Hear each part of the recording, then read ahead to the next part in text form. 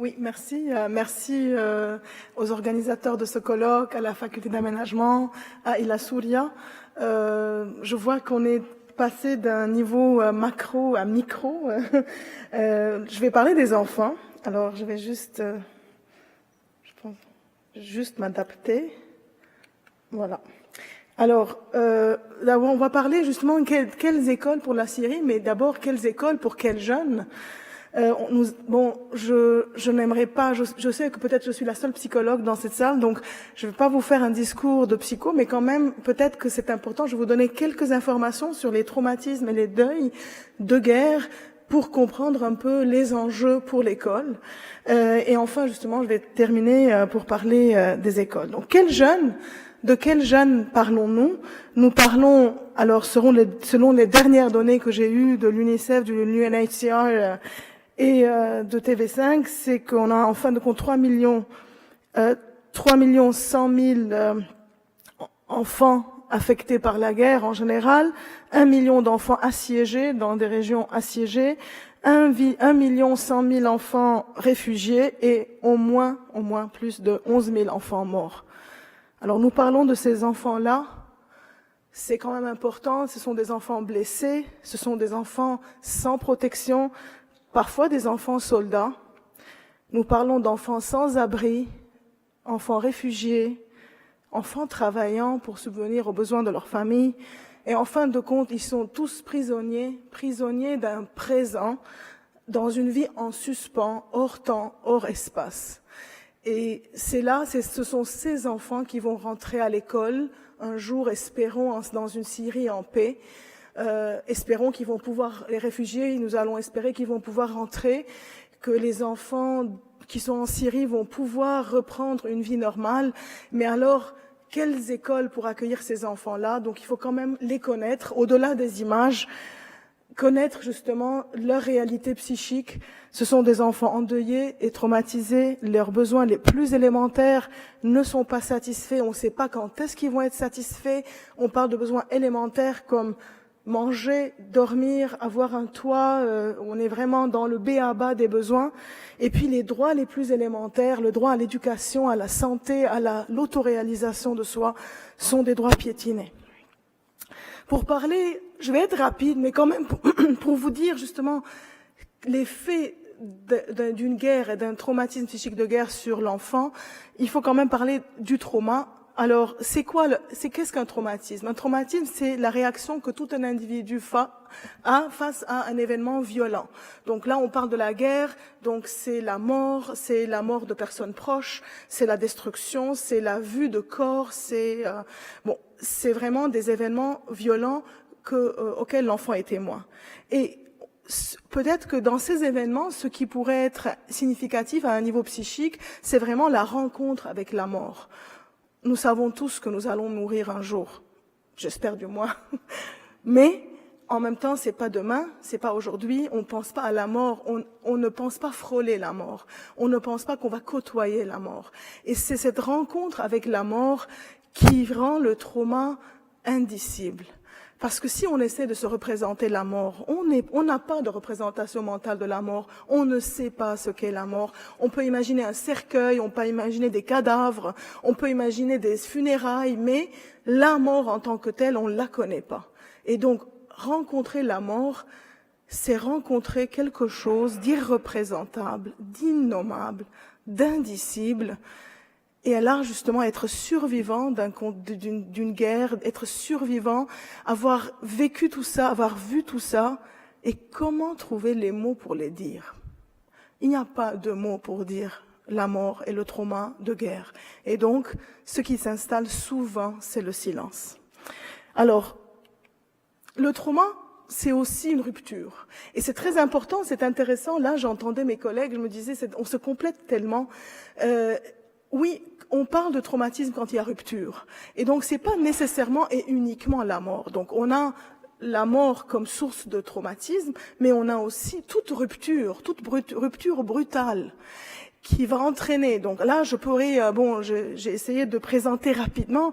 D'abord, la rupture psychique. Ce dont je vous parlais tout à l'heure, c'est une rupture psychique. Ne plus pouvoir représenter, ne plus pouvoir symboliser, ne plus pouvoir trouver des mots pour dire les choses qu'on a à l'intérieur de soi, c'est vraiment une rupture interne. Et là, on va avoir des enfants qui ont vécu cette rupture psychique, qui sont dans l'incapacité de symboliser, dans l'incapacité même de penser. Rupture du sens, le sens des choses, le sens des études, le sens de la vie, le sens de la mort, le sens du pays, du village, de la patrie, tout change. Et on est vraiment justement, et alors, étant donné que la guerre en Syrie est une guerre atroce, massive, rapide, oui, les ruptures sont immenses et là, il y a une énorme reconstruction à faire, une reconstruction de sens. Rupture des liens aussi bien physiques, des liens avec des personnes, des êtres chers, des liens avec des endroits géographiques, son village, sa ville, son école, mais aussi des liens psychiques, les liens à la patrie, les liens à l'histoire, hein. Donc tout ça va être rompu. Alors l'espace, là aussi, c'est important pour moi quand je parle de l'espace, tout est à un niveau aussi bien physique que symbolique. Hein. Oui, il y a rupture des liens avec l'espace, réellement, parce qu'on est déplacé, on est réfugié, on a perdu son domicile, mais il y a le rapport à l'espace aussi qui est rompu. La Syrie ne sera plus la même. Et ça, c'est très important d'accepter que oui, ça, l'histoire de la Syrie a été rompue. Et on parle de traumatisme collectif. Moi, je suis arménienne, je porte la mémoire du génocide arménien. L'histoire des Arméniens n'est plus la même après le génocide, comme l'histoire des Juifs n'est plus la même après le génocide ni du Rwanda. L'histoire du Liban n'était plus la même après la guerre civile de 75-90, même après la guerre de 2006. Là, justement, l'histoire de la Syrie n'est plus la même. Il y a une rupture importante. Et ça, c'est important parce que ça va se vivre à un niveau individuel, à un niveau familial et collectif. Les conséquences de ces traumas, là, je passe rapidement. Si vous avez des questions, on pourrait développer plus. Sur la personnalité des enfants vont être multiples. D'abord, on va souvent avoir des situations d'arrêt de développement affectif. Vraiment, une incapacité de se projeter dans l'avenir, dans une rupture et une carence massive de satisfaction des besoins les plus élémentaires parfois, mais aussi avec le trauma qui crée un arrêt. Tout à l'heure, je parlais de multiples ruptures. J'avais parlé en fait, le temps, la rupture du temps est une rupture importante. Si on prend le discours d'un enfant traumatisé, tout à l'heure, je vais vous donner quelques exemples rapides de mon expérience au Liban et en Arménie. Dans le discours, on sent bien le avant et le après. Avant, c'était comme ça. Après, avant, après. Et en fait, entre chaque avant et après, il y a potentiellement un événement traumatique. Avant la mort d'eux.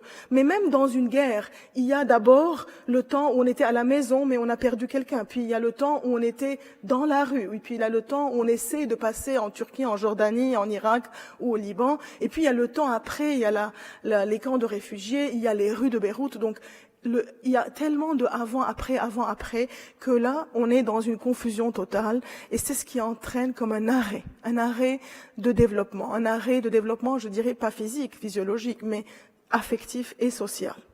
Une angoisse massive qui va s'exprimer à travers des symptômes, on va les voir tout à l'heure rapidement, mais ce sont des enfants, toute personne traumatisée est une personne très angoissée. Et cette angoisse-là, on peut la raviver, comme on peut l'éteindre au fur et à mesure. Donc là, je peux faire des liens. Je suis pas politicienne, mais je suis très intéressée par tout ce qui est macro aussi, le sociétal, la politique. On peut faire le lien avec justement comment les traumatismes du passé, on peut les réveiller, remobiliser en semant l'angoisse, en faisant réveiller l'angoisse des traumatismes passés.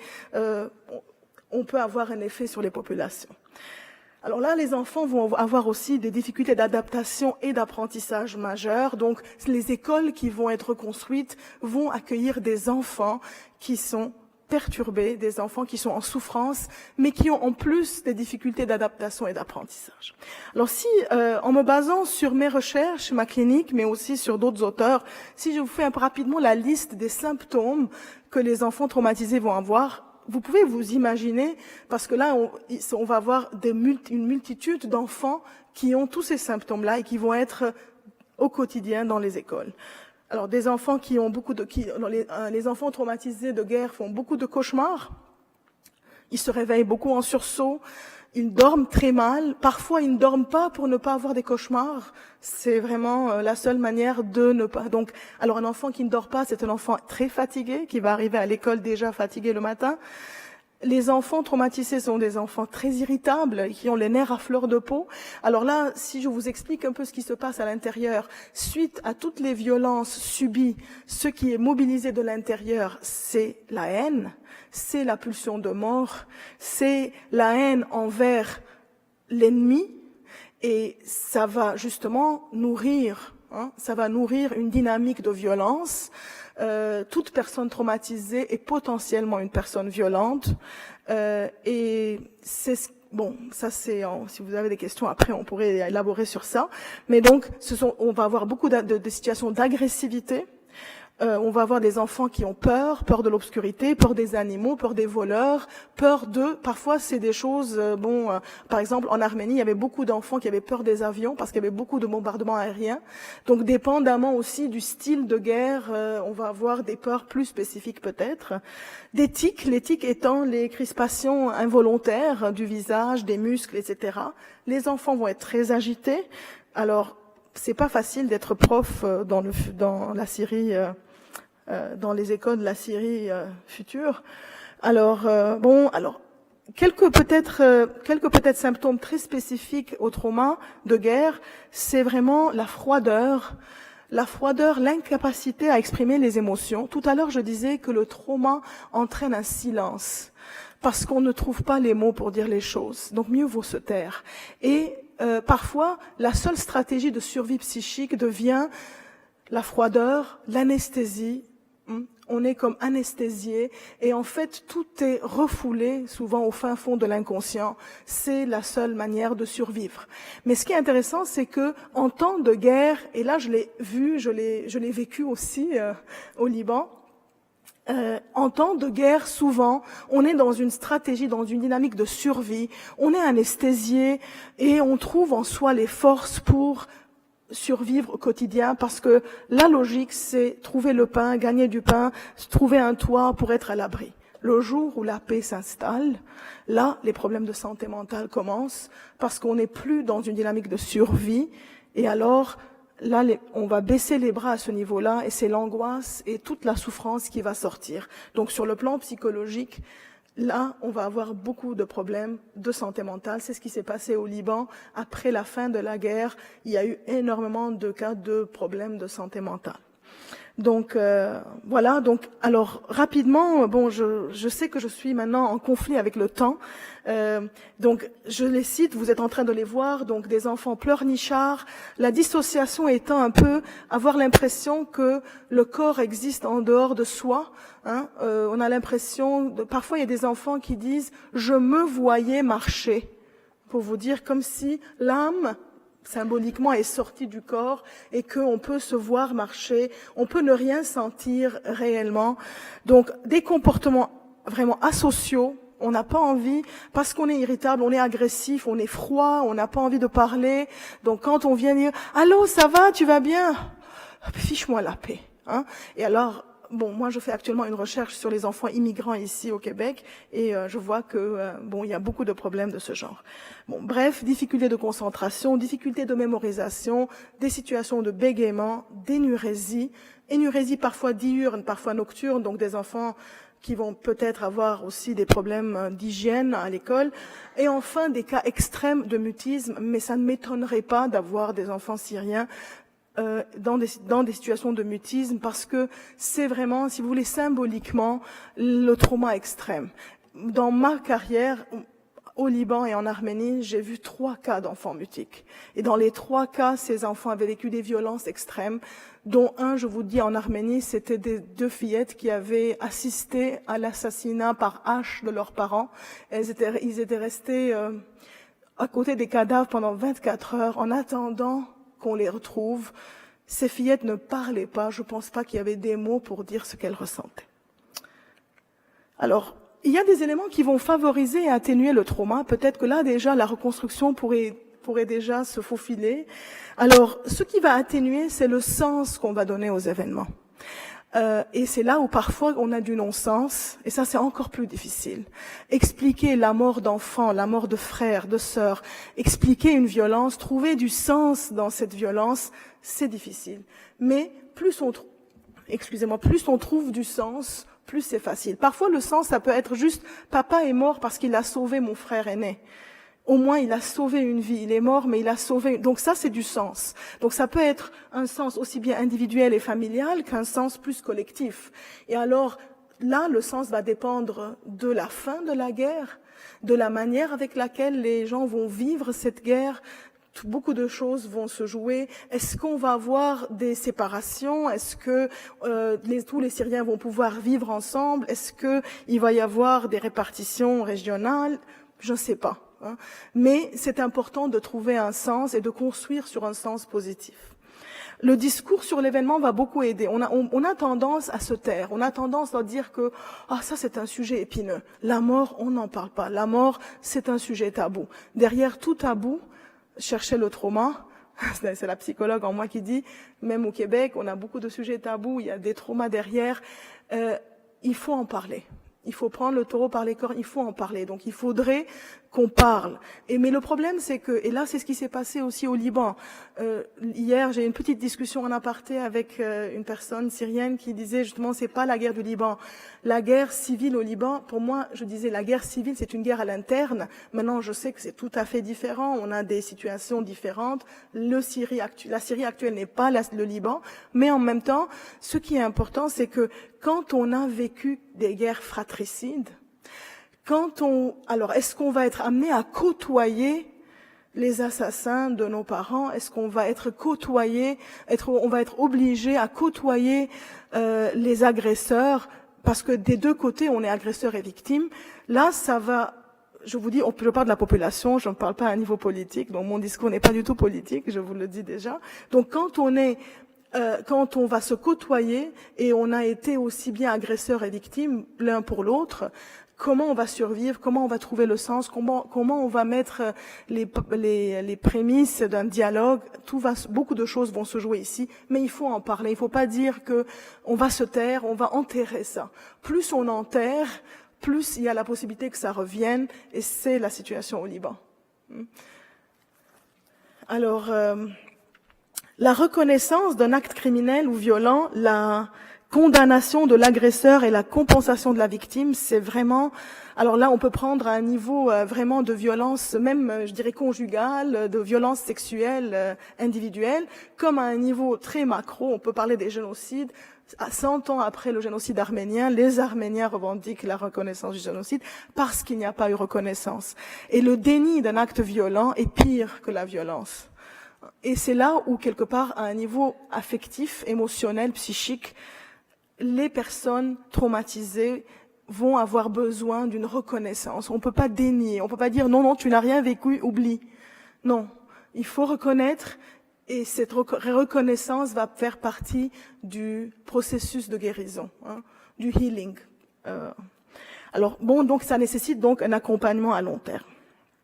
Vous avez donc les effets renforçants en face. Bon. Alors, si je parle rapidement des deuils, je vais pas penser autant. Les deuils, alors on sait que le deuil est un phénomène très très très normal. D'abord ça j'insiste à dire que c'est un phénomène très normal.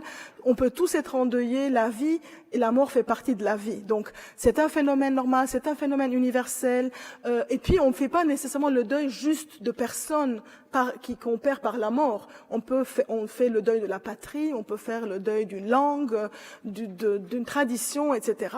Et en fait, ce qui va conditionner le deuil, c'est l'attachement qu'on a préalablement à la perte.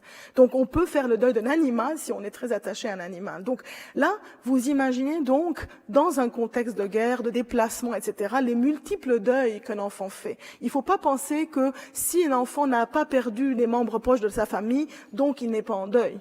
Il ne faut pas penser que si un enfant, a perdu juste un père, mais tout le reste va bien, c'est bon, mais un père est un père. Donc, tout va dépendre des attachements et des pertes que l'enfant a vécues. Peut-être quelques caractéristiques rapidement du deuil chez l'enfant, c'est qu'en fait, ça va dépendre de son âge. On a malheureusement l'habitude de penser que plus les enfants sont jeunes, moins ils comprennent.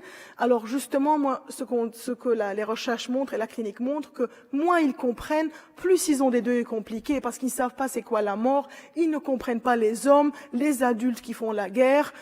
Donc, moins ils comprennent, moins ils trouvent du sens, et plus ils ont des deuils compliqués, donc plus on peut avoir de pathologies. Donc là, les enfants qui ont maintenant moins de 10 ans, ce sont les enfants qui sont le plus en danger psychologiquement. Enfin, peut-être un élément très important, beaucoup de choses vont dépendre de l'éducation que les enfants ont eue avant, mais de l'éducation qu'ils vont avoir aussi. On en reparlera tout à l'heure. Mais moi, mes recherches ont montré ce que certains auteurs disent, que les deuils vont avoir un impact important sur la construction de l'identité des enfants endeuillés. Si vous avez envie, je pourrais élaborer ça. Quels sont les liens entre deuil, trauma, identité, ou bien je pourrais peut-être faire circuler quelques articles, dont Le Monde dernier. Bon, alors, le deuil. Alors, je vais passer rapidement, mais pour moi, c'est important de vous dire tout ça parce que ce sont des termes qu'on utilise, deuil, trauma, mais si on ne comprend pas l'impact que ça a sur l'individu, on va pas comprendre ce que je propose pour les écoles. Donc, on a un enfant endeuillé. Alors, imaginez deuil et trauma ensemble. Un enfant endeuillé va passer par ces étapes-là. Le deuil prend un certain temps. Ce n'est pas comme ça. Ça peut prendre une année, ça peut prendre plus. Ça va dépendre des conditions qui sont présentes pour favoriser ou défavoriser le deuil. Et donc, mais un enfant endeuillé est un enfant déprimé. Et alors là, si je vous montre les symptômes de la dépression chez l'enfant. C'est un enfant démotivé, c'est un enfant apathique, c'est un enfant irritable, c'est un enfant qui va pas tolérer la frustration, qui va pas envie de parler, et donc manque de communication. Donc tout ça va entraîner va avoir des conséquences importantes sur les apprentissages et sur le développement des enfants. Quelques témoignages d'enfants endeuillés. Nous avons tout perdu. Il n'y a même plus une photo de famille pour nous souvenir de notre père. Donc c'est pas juste la mort du père, c'est le fait qu'il n'y a plus de traces non plus. Quand il n'y a plus de maison, quand il n'y a plus d'objets, il n'y a pas de photos, etc. Mon père est mort dans un abri comme un rat. J'aurais aimé qu'il meure comme un héros. Là, pour vous montrer juste la signification. Donc, dans tous les cas, mon père est mort. Au moins, s'il était décédé comme un héros, j'aurais pu donner du sens à sa mort. J'attends l'anniversaire de la mort de mon père pour qu'on parle de lui, l'importance de la parole, du discours, pour faire le deuil, pour élaborer les traumas. Alors, dans des contextes de violence collective et de guerre étendue, oui, la destruction est massive, la violence est banale et déshumanisante.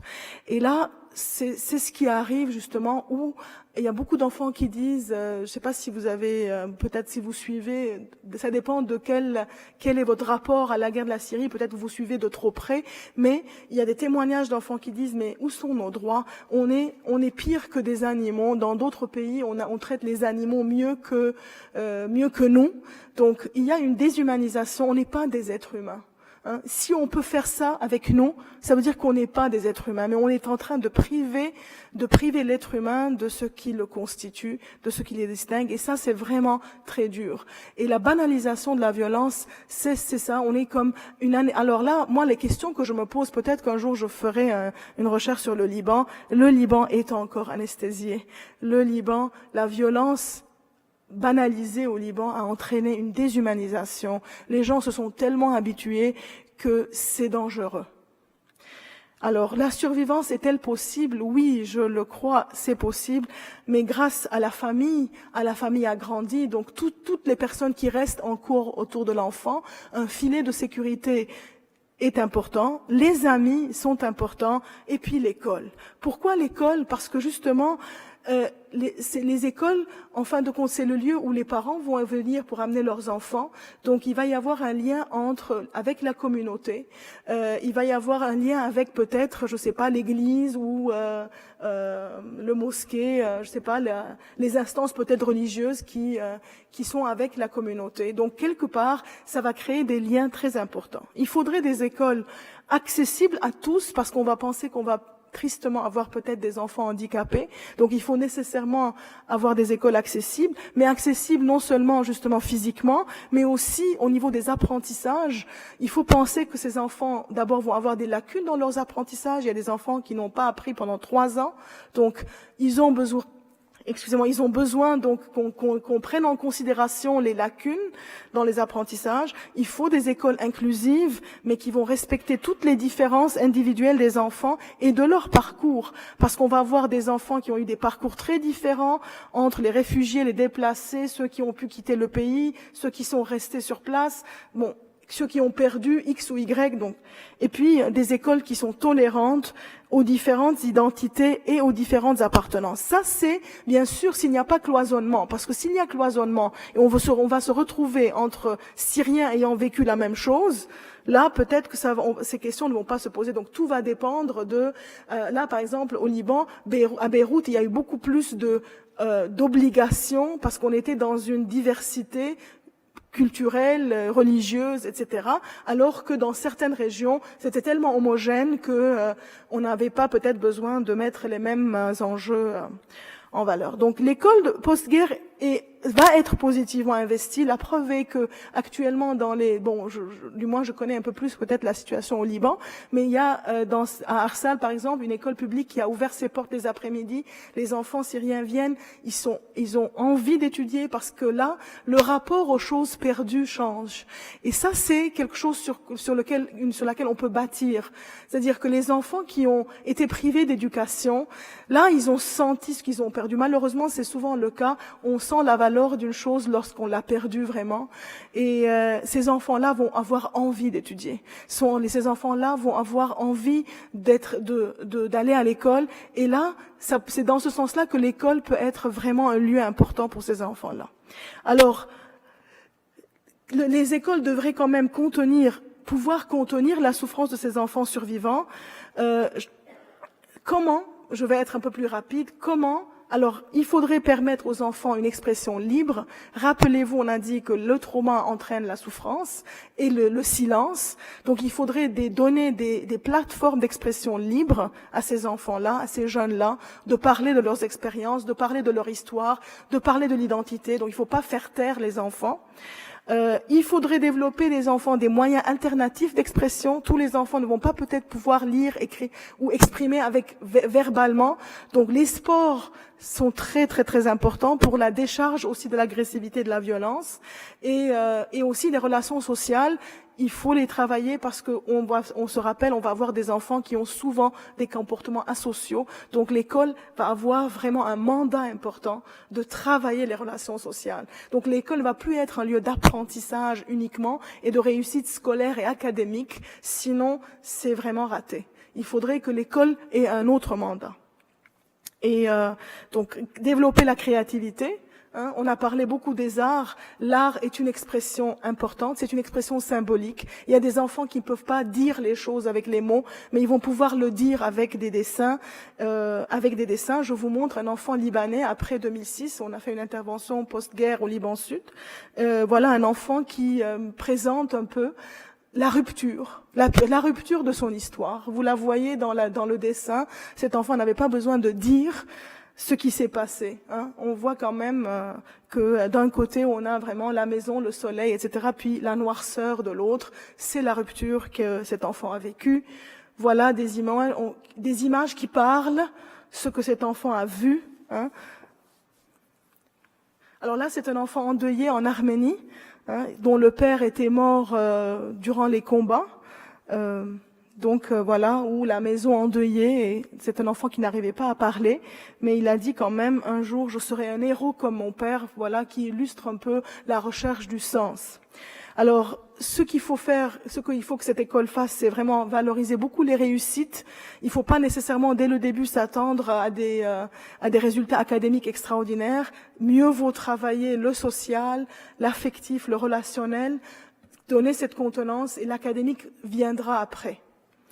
Alors, l'école de demain en Syrie devra proposer aux enfants ce que je dis un milieu de vie qui va permettre de penser les blessures en brisant les silences traumatiques, qui va permettre l'expression libre des souffrances, qui va aider à construire du sens ainsi que des appartenances. Et là, c'est important, parce que tout à l'heure, c'est intéressant, quand Emmanuel, vous parliez, oui, la culture, elle peut être source de guerre, mais elle peut être aussi source de paix. Les appartenances, on peut les trouver, on peut les travailler. Donc, l'école peut être un lieu où, à travers différents projets artistiques, culinaires, linguistiques, archéologiques, etc., on peut aller vers le commun, plus donc ce qui nous réunit, ce qui nous rassemble plus que ce qui nous éloigne.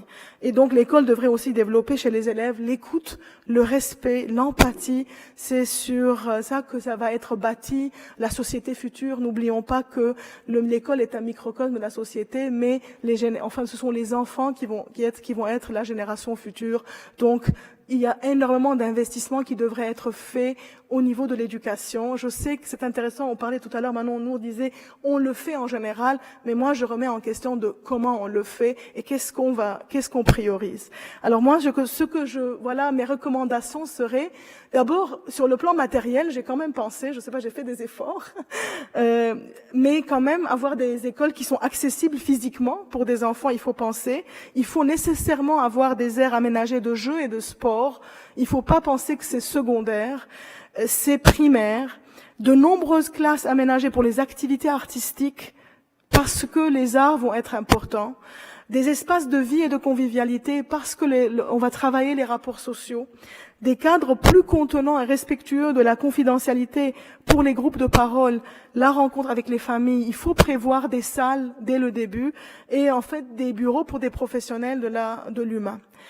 Et reconstruction immatérielle, donc il faudrait quand même accueillir et accompagner le personnel scolaire. Il ne faut pas oublier que tout le monde est traumatisé, que les enseignants sont aussi traumatisés que les enfants, les parents sont aussi, donc tout le monde est traumatisé, tout le monde est endeuillé.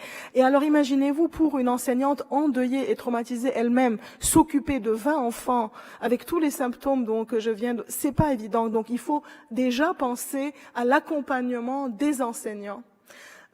Et ça, c'est quelque chose de très important. Il faut prévoir ça. L'accompagnement des familles aussi est à prévoir. Puis la formation des enseignants. Les enseignants doivent être formés. Maintenant, ce qu'on attend d'eux n'est plus la performance académique uniquement. Ils vont avoir un autre rôle, qu'ils le veuillent ou pas, dépendamment des enfants et de ce qu'ils ont vécu. Parce qu'il y a des enfants qui ont perdu des mères, des pères, et donc l'enseignant va peut-être avoir un autre rôle, même s'il ne le choisit pas. On va lui donner ce rôle. Mais alors, comment faire? Comment il va faire pour pouvoir gérer tout ça? Il a besoin d'être formé. Et il faudrait aussi former et recruter des professionnels de l'humain, travailleurs sociaux, orthopédagogues, psychologues scolaires, mais formés à la prise en charge des enfants de la guerre. Et là, avec tout ça, peut-être qu'on pourrait construire des écoles que j'appellerais écoles-ponts, qui vont pouvoir faire le pont.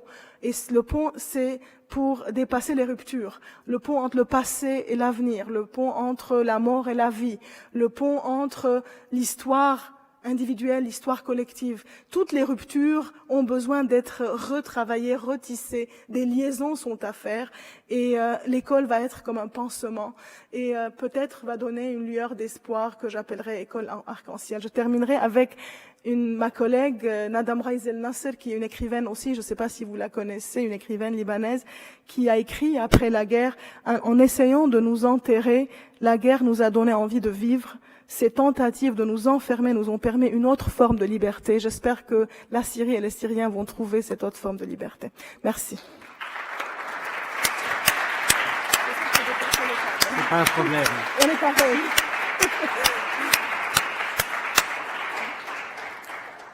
Merci Garine. Personne n'avait envie de vous arrêter parce que cette analyse est beaucoup trop importante et pour la Syrie et pour chacun d'entre nous. Je pense que d'ailleurs votre conclusion nous amène à réfléchir aussi à la manière dont les adultes, en se préoccupant des enfants, se reconstruisent aussi. Je pense qu'une société qui prend soin des plus démunis, des plus faibles, des plus vulnérables, est déjà sur le chemin d'un redressement. Donc c'est très important ce que vous dites. Et puis, je ne peux pas vous écouter sans constater à quel point, dans toute l'histoire de la psychologie, des sciences de l'éducation, de la psychopédagogie, les événements de guerre ont été fondateurs d'une autre façon de penser le rapport à l'enfant et à l'école. De Janusz Korczak, le grand pédagogue polonais dans le ghetto de Varsovie, jusqu'à votre collègue Michel Grapp, que vous connaissez sans doute et qui est intervenu beaucoup dans les camps de réfugiés en Bosnie ou en Croatie. Je trouve que ce que vous nous enseignez vaut aussi pour le temps de paix. Voilà, parce que les traumatismes vécus par les enfants trouvent effectivement, parfois ils ont lieu dans la famille, ils trouvent parfois dans l'école ou dans d'autres lieux de socialisation certains pansements ou certains remèdes.